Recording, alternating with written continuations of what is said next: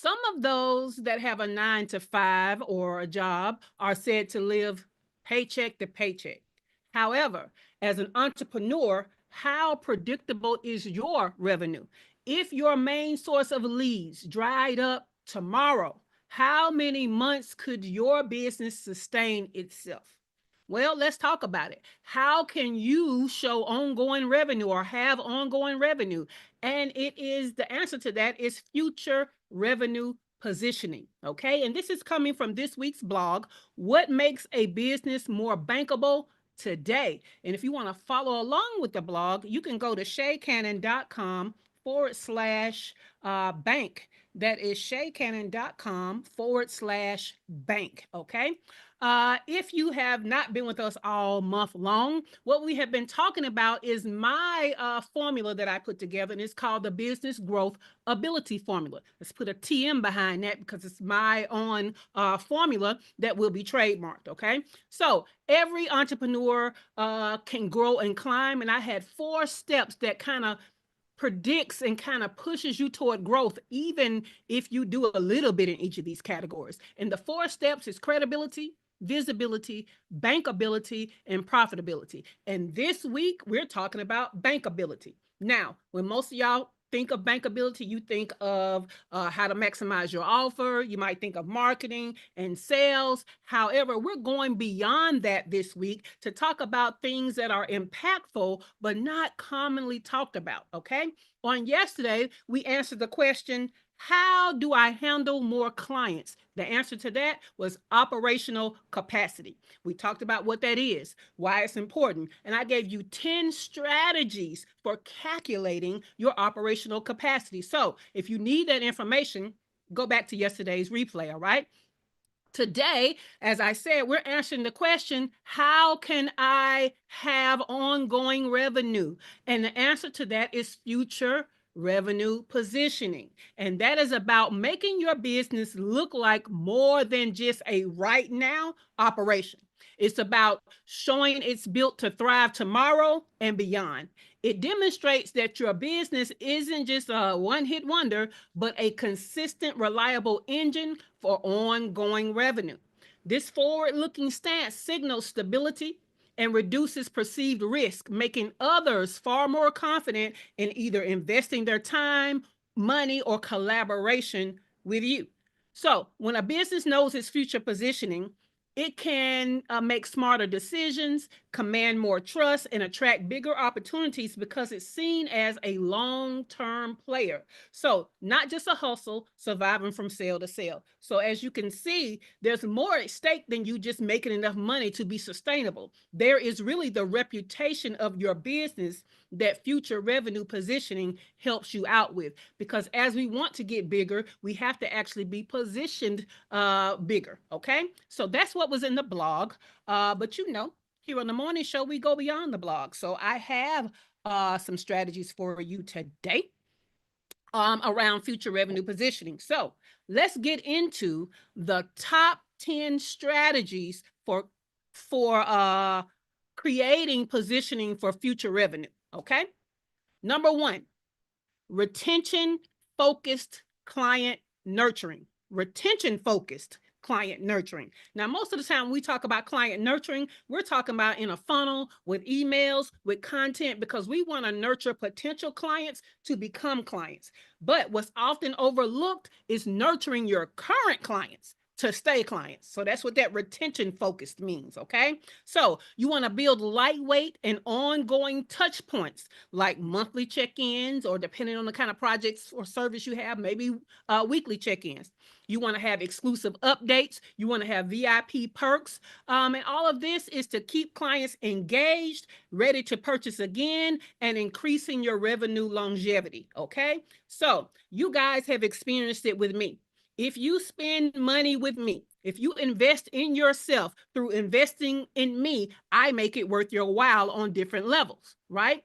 If you are in our free business mastermind group, you have certain perks, right? If you are in the paid membership, you have more perks than the free group. If you are a retainer client or on a project basis, you have the most benefits, right? So In there, I have tailored that retention focused client nurturing that adds in those perks, that adds in exclusivity. So the more that you're investing in yourself through me, the more value you're getting. And so the more reason you have to stay with me for whatever it is that you're getting. Okay. So keep that in mind.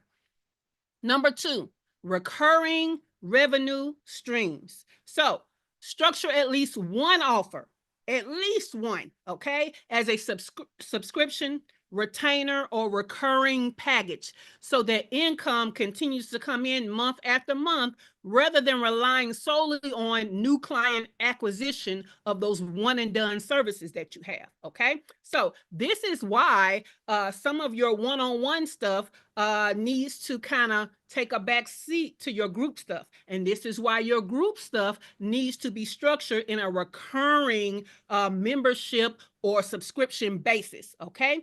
Because it's kind of like it's not kind of like, it is. So when you have one-on-one clients, they are paying you the most money, or they should be, because they have more access, right? So it's a higher ticket thing. Well, it takes longer to find higher ticket clients than it does to find lower ticket clients. So your lower ticket clients is a great opportunity for you to have that recurring subscription membership that comes month after month. Okay. So what that does is that helps your cash flow. It helps your sustainability because you don't just have to wait on lump sums to come in from one-on-one clients or from your higher ticket offer. You have money coming in and your smaller offer at volume. Okay. Keep that in mind. All right. Number three, tiered service pathways. Tiered service pathways. And this kind of lends itself to be in partnership with number two. But tiered service pathways develop service levels or tiers. So existing clients have a clear next step to invest in as they need growth. Okay. And they can still spend money with you. And this makes your revenue a pipeline, naturally self-sustaining. Okay. We mentioned this before in the past workshops, so you will hear me say an offer ladder. But I am specifically talking about an offer ladder of ascension, right? Where the lower tier gives way to them needing the next tier, and that tier gives way to them needing the next tier. And each tier gives more of a transformation towards their goal. All right. So when we have that, what happens is somebody entering at the bottom tiers have somewhere else to go. And so therefore they have another reason to stay with you. All right. That's tiered service pathways. All right. Number four, seasonal or annual planning cycles. You need to design your offers and launches, okay? Your offers and your launches to align with predictable industry cycles or client demand patterns. So your revenue calendar shows ongoing momentum. Let me give you an example. For me, you guys have seen how I have themes that go across quarters. Well, the theme for my quarter one is always going to be clarity and business planning. Because why? Business owners are automatically thinking about at the beginning of the year, what does this year need to look like for my business? So that is a client pattern, right? What about industry patterns? Well, what we understand is around November and December, we got holidays. So we need to be ready for a Black Friday as a seasonal event. We need to be ready for Christmas, all of that. So start thinking about seasonal and annual planning cycles for your specific clients and your specific industry. Number five, client renewal triggers. Implement automatic check-ins and follow-ups at milestones in your client relationships, prompting renewals or upgrades before they lapse. Now, this could be a funnel, and this could be a funnel that is activated as soon as someone becomes a client. And basically what it does is it's automatically checking in halfway through their subscription or membership year. It's automatically let's say a month before they are to drop off as a member, starting to re-nurture them, reminding them of the value that they got, and getting them to renew. Okay, so you don't wait to people start to expire and drop off to then try to get them back. You should have a renewal plan before they ever hit the expiration date of the time with you. All right. Number six, pipeline forecasting. All that is tracking lead resources, conversion rates, and proposal statuses so that you can predict upcoming revenue with confidence rather than relying on guesswork. So you should kind of know who your hot leads are. You should know what your conversion rate is so that you know how many people to get in front of, therefore applying that closing rate to know how many people you will close. You should kind of know how many proposals you got out there and what is your feeling for will they become a client or not. This is what they call pipeline forecasting because it's based on what do you have in the pipeline that could convert. Okay. Number 7, deferred revenue agreements. A lot of y'all do not take advantage of this. So listen up. You can use deposits, prepayments, and contracts that span multiple months to lock in cash flow before you have to start servicing people, which allows you to have some predictable income coming in. So, but let me be clear. You can accept money before you have the capacity to serve these clients, but you have to know when you can service them and at what priority in the lineup of upcoming clients they are so that you can communicate that to them before they give you money. What you're not going to do is accept people money and they're thinking they're going to immediately be serviced and then you tell them there's a wait. No, you always tell them that ahead of time. Hey, you can put a deposit down right now that will seal in your position to start being serviced around this date. Okay, so when you know your capacity, which is what we talked about yesterday, and you're at capacity, it doesn't mean that you can't take new clients. It means you can't start servicing them right now, but you can take deposits. You can start payment plans. You can get them started with some onboarding with a date of service being in the future. Keep that in mind because that is definitely a strategy that not enough of us take advantage of. Okay. Number 8, bundled offer structures. Now, most of y'all should know about this, right? Create packages that combine services into multi-phases or multi-month solutions or combine, y'all know I give workshops all the time. I can combine those workshops under a theme to make a bundled offer structure. Y'all got things that y'all can put together to make bundles, okay? So, but we want to use things that naturally kind of go together. And then what happens is we tend to be able to extend the lifetime value of clients. Okay. And when I say value, I mean the amount of money they spend with you over a lifetime of being connected to you. We want to have other things that they can get, other things that they can bundle. Therefore, that one thing that they bought from you that one time that you created, that like, know, and trust, you should have other things to offer them that then increases the amount of money they've invested in you. Okay. Number 9, client referral loops. You should know about this one too. Encourage repeat business through structured referral incentives, turning happy clients into ongoing sources of new revenue rather than one-time transactions, right? There may be people who have gone off of your offer ladder and there's nothing else you can offer them, but they are the best source of referrals. Now, I want to tell you about another source of referrals that some of y'all aren't paying attention to. There are some people who are in your ecosphere. They seem like super fans, but they haven't bought from you yet. Some of those people are great referral sources. Okay. They might not be aligned to buy from you for whatever reason, but they may know people that are aligned and ready for you right now. I have a lot of referral partnerships like that. I have one person in particular. Shout out to Dr. Sam Price, who is a neuropathic doctor. She's in my TSP mastermind. I'm an alumni of, and she is always sending people my way. But she has yet to come to anything or pay for anything through me. But she knows what I do, and she's a fan, and she is always sending people my way. And when I say sending people, I'm talking about high ticket people. Okay, so keep in mind that just because someone hasn't invested in themselves through you yet does not mean that they're not valuable to your revenue. Okay. Number 10, last but not least, is pipeline diversification. Okay, pipeline diversification. Build multiple channels of lead generation. This is important. In fact, this is how we kind of started this morning show. I asked you, if your main lead source were to dry up today, what would your revenue look like for the next few months?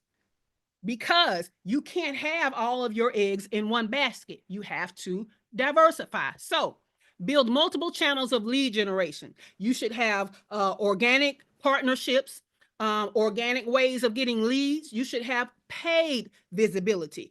You should have where you're getting on other people's platforms. You shouldn't just be building, you should be borrowing. Okay. So, all of that is a diversification of how you're going to bring in leads that will eventually make you money. It's another type of pipeline. So you aren't dependent on a single source to sustain the future of your revenue. So I hope that makes sense. Okay. Today I feel like it's hugely impactful because I didn't pick out things to help you to be bankable and to help you to have future money that a lot of people are talking about. I tried to get in there and get those impactful strategies that not a lot of people are talking about, but that is working for some of your favorite gurus in your space. Okay. So those are the 10. Now, the question of the day is going to be very simple, even though it's a two-part question, kind of like yesterday. So let me grab that. I'm going to throw it in the studio chat. Let me put it over here in the YouTube chat. I made it short enough that I know it fits over there today. All right, cool beans. Now, the question is, how predictable is your revenue for the next 90 days? I'm just the next 90 days, okay? And I'm not asking you for numbers. Keep that in mind. I'm just asking you how predictable is your revenue, okay? And which of the strategies we talked about today will have the greatest impact on making that revenue prediction more stable. So start thinking about it, all right? All right, let's go back through our 10 strategies to have future revenue positioning. Number one, oh, we're going to start with Cheryl. And if Cheryl's not available, we can hop to Dr. LaFera if Keith is going to put his in the chat. Kimberly, you can put yours in the chat.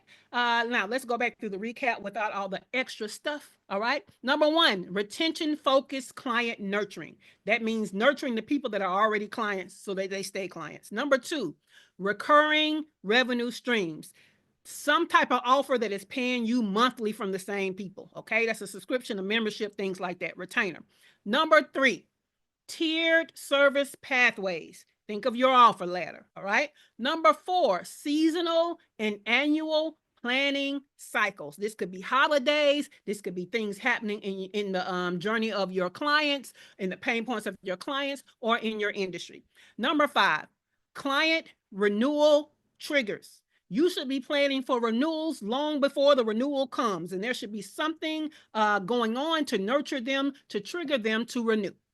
Number six, pipeline forecasting. You should be able to understand what is in your pipeline as potential revenue and kind of be able to calculate how much could be coming in based on what's already in your pipeline. Number seven, deferred revenue agreements. You can take deposits. You can take prepayments. You can go ahead and get people to sign contracts with a start date and getting their payment started. You can do all of those things, and you know the caveat so that you stay high in your ethics when doing that. Number eight, bundled offer structures. You can bundle different things so that one thing off of your offer ladder is not the only thing that they buy from you.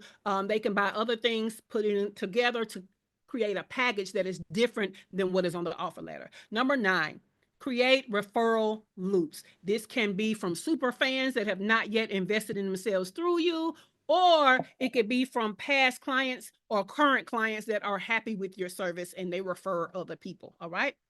Number 10, pipeline diversification. You should have more than one way you're bringing in leads. Okay. You shouldn't be all eggs in one basket. And the only way you're getting in leads to sustain a business is one way. Having all your eggs in one basket mean that basket could get kicked over, and that is not sustainable. All right. Now we're going to start with Cheryl with our question of the day, and that is, how predictable is your revenue for the next 90 days? Again, I'm not asking you for your revenue number, just how predictable is it for you? Very predictable, not predictable at all. And which of the strategies from the day will have the greatest impact on making it more predictable and more stable? Well, good morning, everybody. Very predictable. This is something I work ahead often with the pretty much about 12 months. And some of that is I probably need to do more, which is uh, the deferred revenue agreement. Mm-hmm. Good. However, so many people today run into situations, and if they're more than 30 days out, that kind of thing, they often want the money back, or they want to, do whatever. And, Yeah. so I look at capacity. What can I handle comfortably, and how many can I handle? And I work it that way because many of my clients are definitely, excuse me, definitely recurring Mhm. clients, and we have the tiers. And so, that works. A lot of my clients I've been working with, I've got like four right now that I've been working with for almost 2 years, going up the tiers and the ladders and stuff. So, um, but I will use this as a checklist for sure to make sure I'm maximizing, all of this. But thank you, Well, Shay. This is no fantastic. problem. And let me address your two problems with deferred revenue agreements, right? Mm-hmm. So the first thing that I always do if I take a deposit, I make a portion of that deposit non-refundable. Um, Mm-hmm. Mm-hmm. as you know, as a portion of it can be refundable if I have not started on your project, but a Mm-hmm. portion of it is non-refundable as an administrative fee because there is something I have Mm-hmm. already done to get ready for you to come in and be serviced. And that Mm-hmm. time needs to be paid for.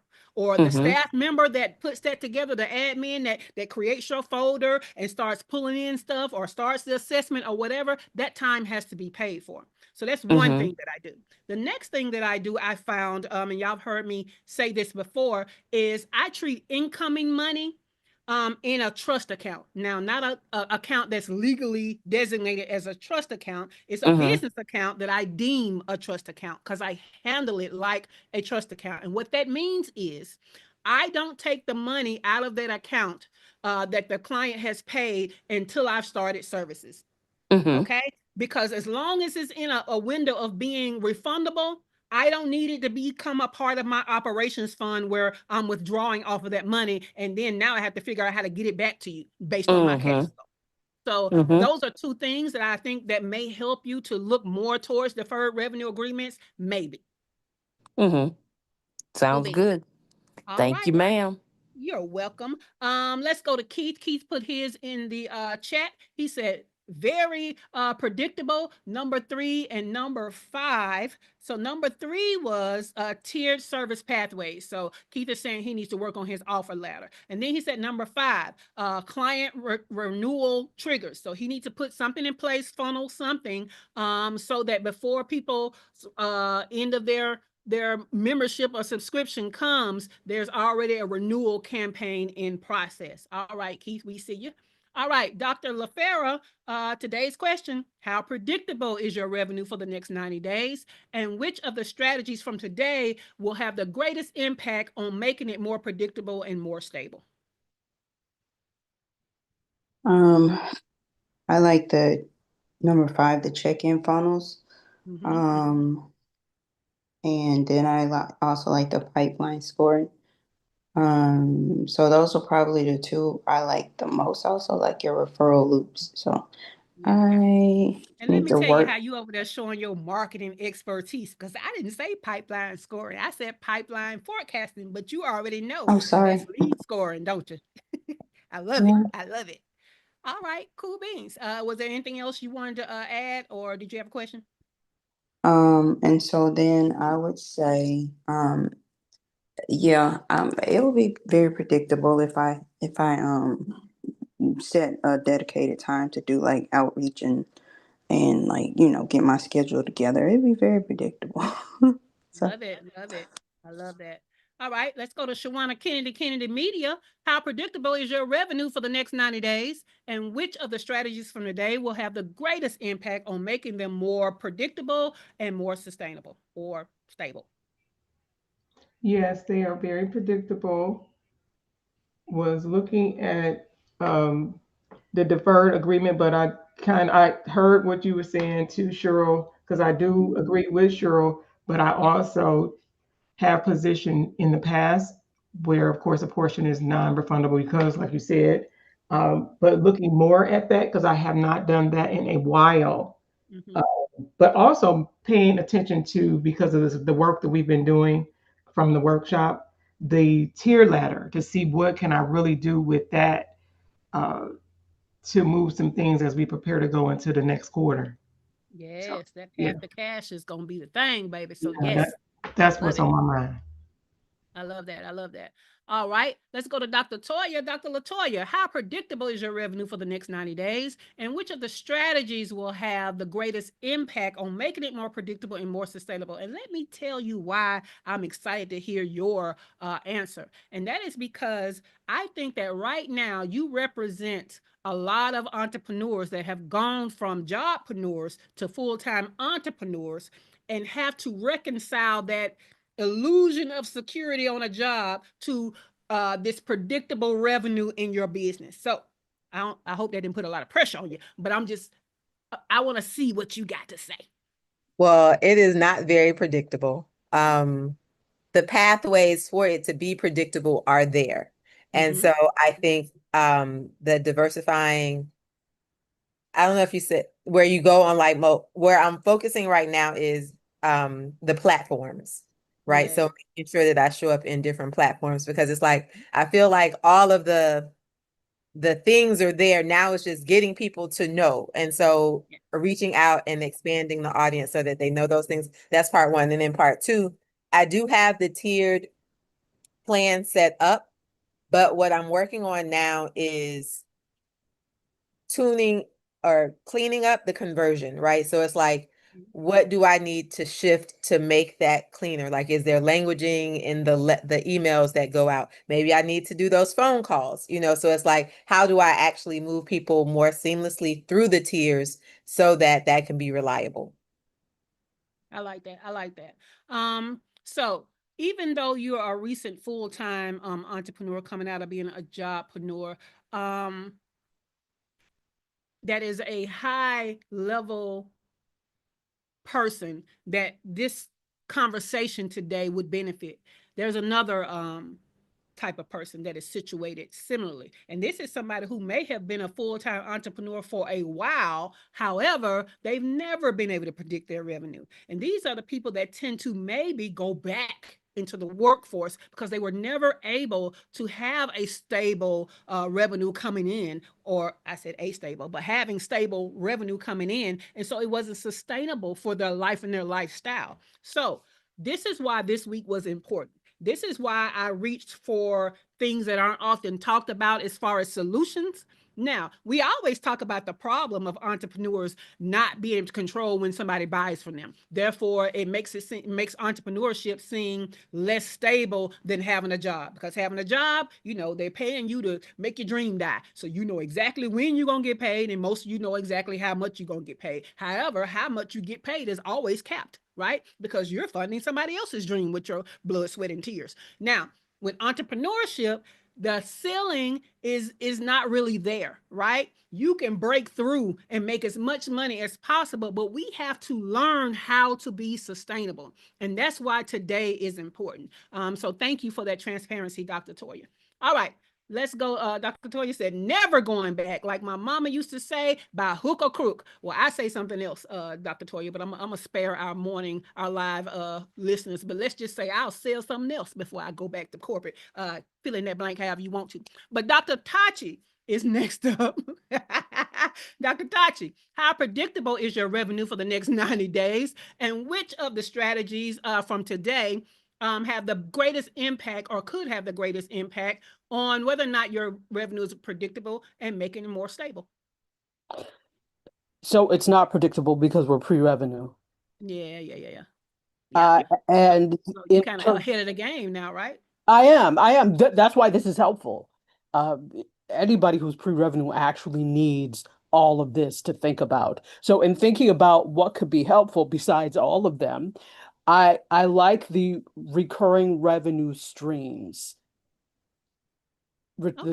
The memberships, the that type of thing for the side where we're actually doing the education. I don't like it for the network itself because it's been proven that that is not necessarily a sustainable way to Mm-hmm. make money on that side. But for the other side of that, I do like.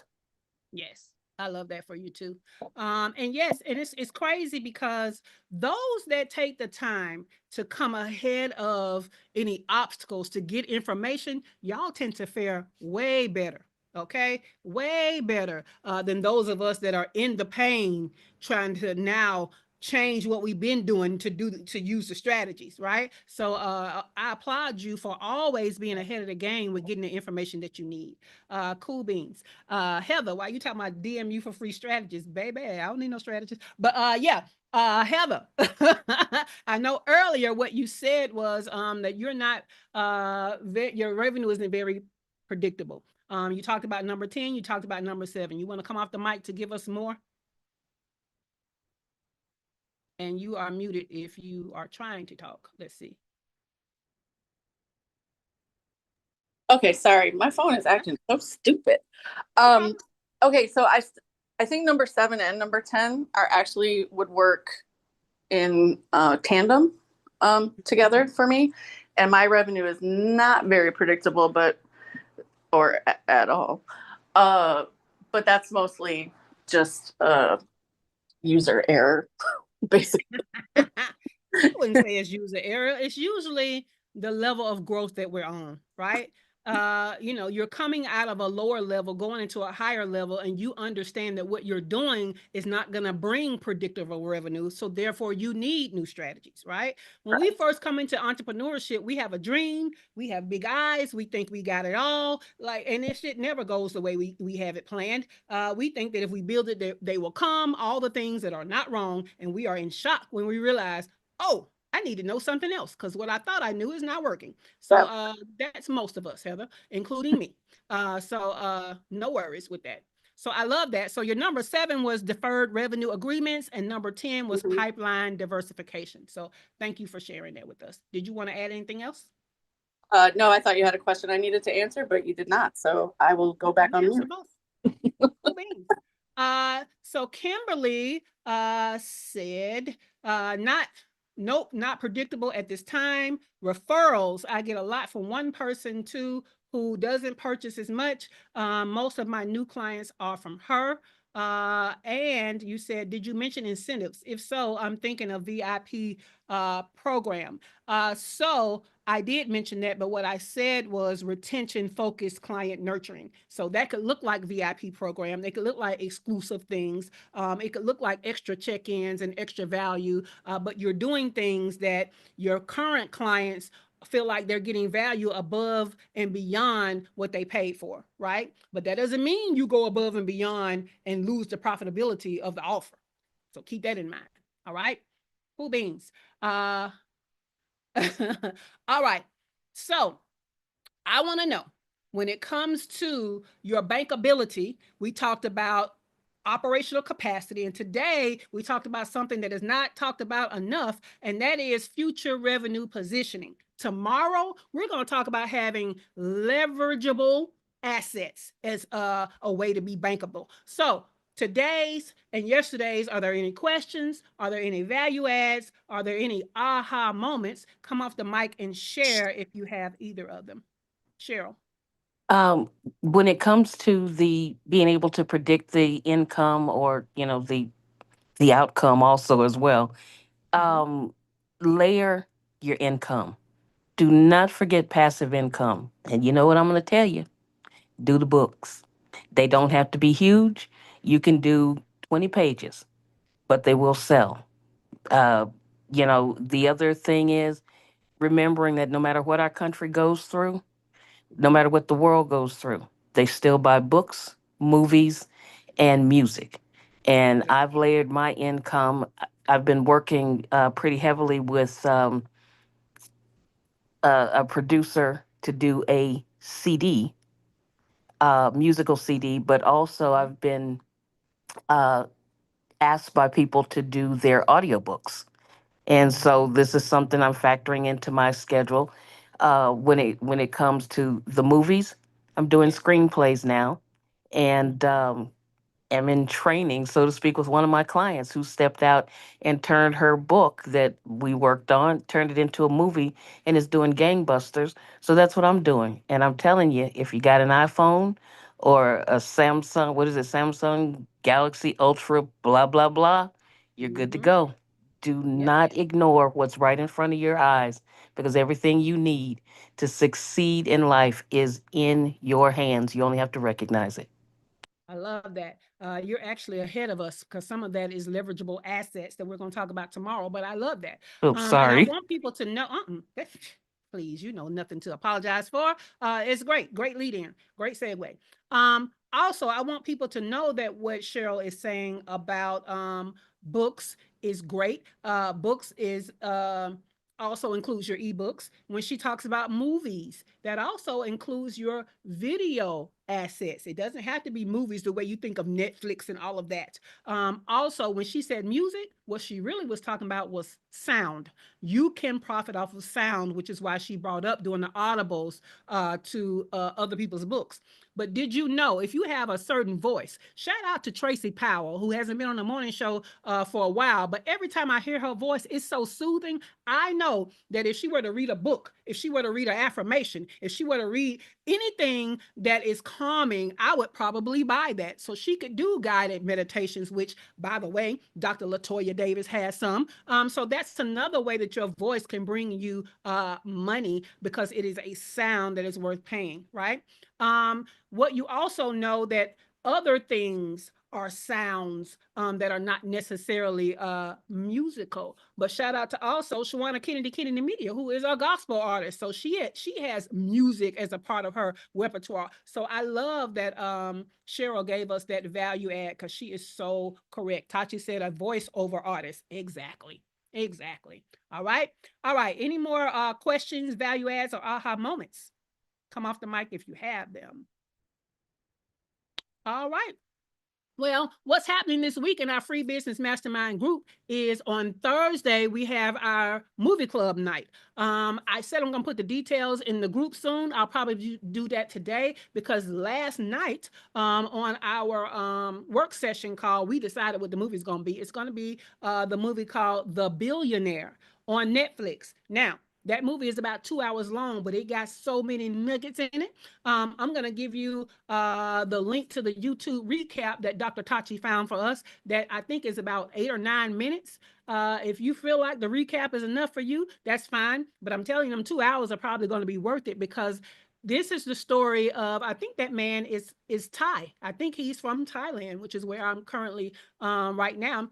But he was the one that took the seaweed snacks that a lot of Asians eat to the next level and made billions off of it. But it talks about how he started out and all the struggles and all the pivots he had to make. So I think it's going to be a good movie, but get your mind right because it probably, excuse me, has subtitles because it is an Asian inspired story. It probably has subtitles even though it is on Netflix. So I will be giving you the details of that, but it is The Billionaire. All right. Cool beans. Now, this has been the Her First Six Figures Morning Show, which is an interactive coaching and training experience as part of our free business mastermind group that positions Black and Brown female online service-based entrepreneurs to generate your first six figures by learning how to make the money and create time freedom. Now, if you want to find out more about me, your host, Shay Cannon, plus links to resources like how to join our highly valuable free business mastermind group and how to get the show notes from today and recent past shows, go in the description below. All right. Because we have that information down there. If you haven't already, I want you to stop what you're doing. Give us a thumbs up and like this episode. Make sure that you are subscribed to the channel and understand that today is only one video in a 4-part series. So make sure you check out the other videos. All right. And with that, the studio is closing in 5, 4, 3,